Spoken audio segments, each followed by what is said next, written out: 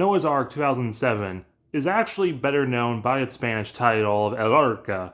It's an Argentinian animated film about Noah's Ark. The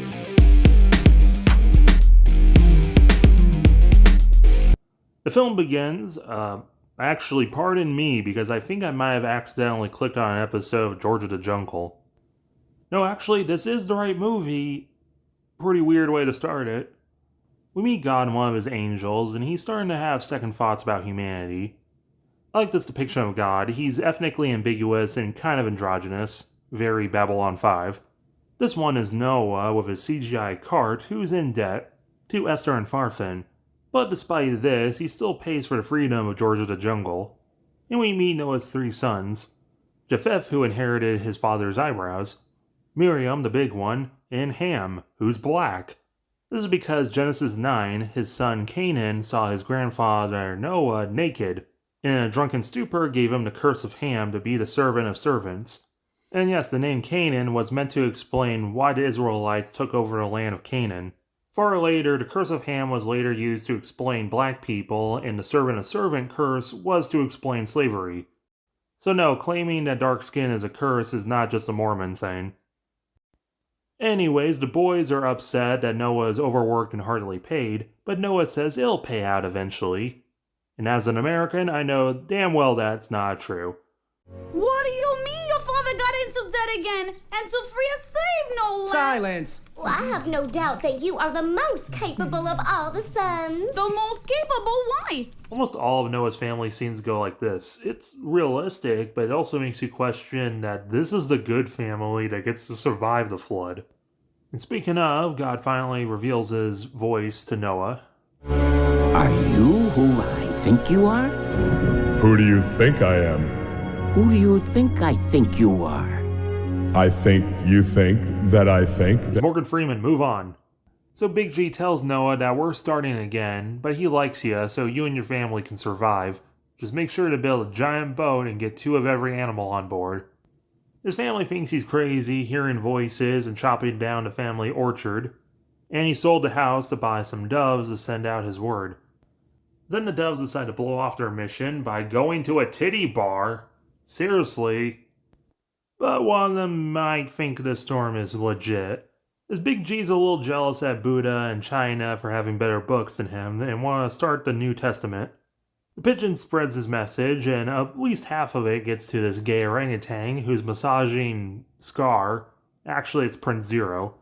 The doves got the word out, but because the orangutan only got half, Prince Zero is... To learn to love each other and multiply, yeah! Woohoo! Funny, him and his orangutan pal don't look like multipliers.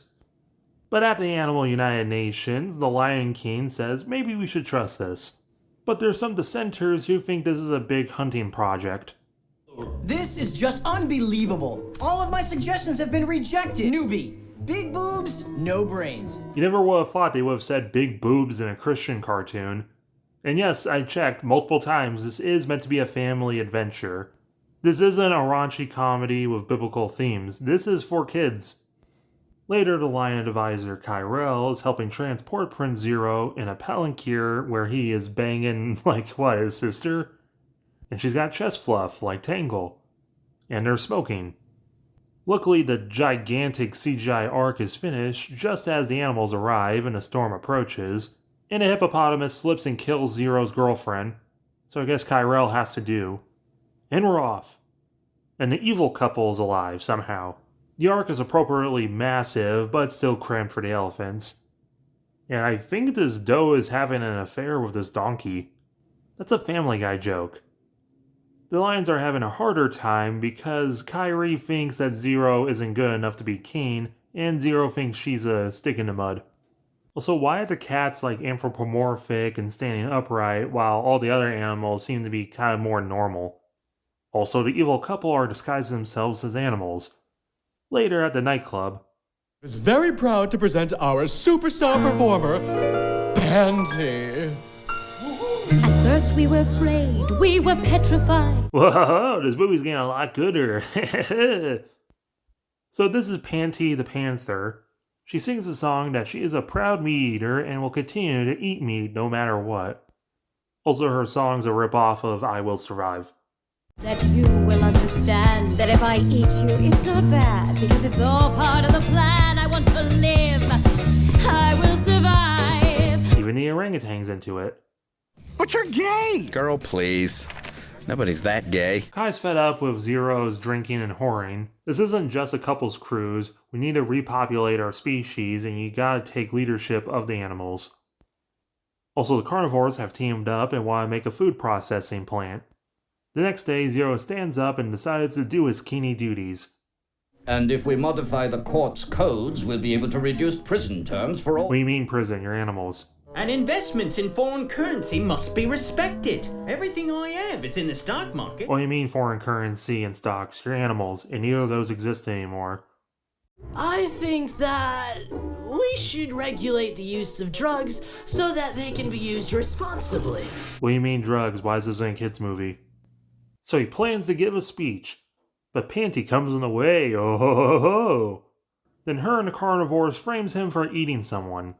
So they're able to seize power and arrest Zero, putting Dognino the tiger in charge. Also, the humans broke the rudder and now they're stuck, so they start praying. Of course, when they're in trouble, they remember I exist.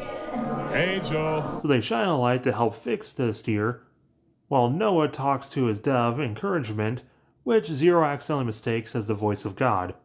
The other heroes break him out of jail. They confront the carnivores, where's Panty?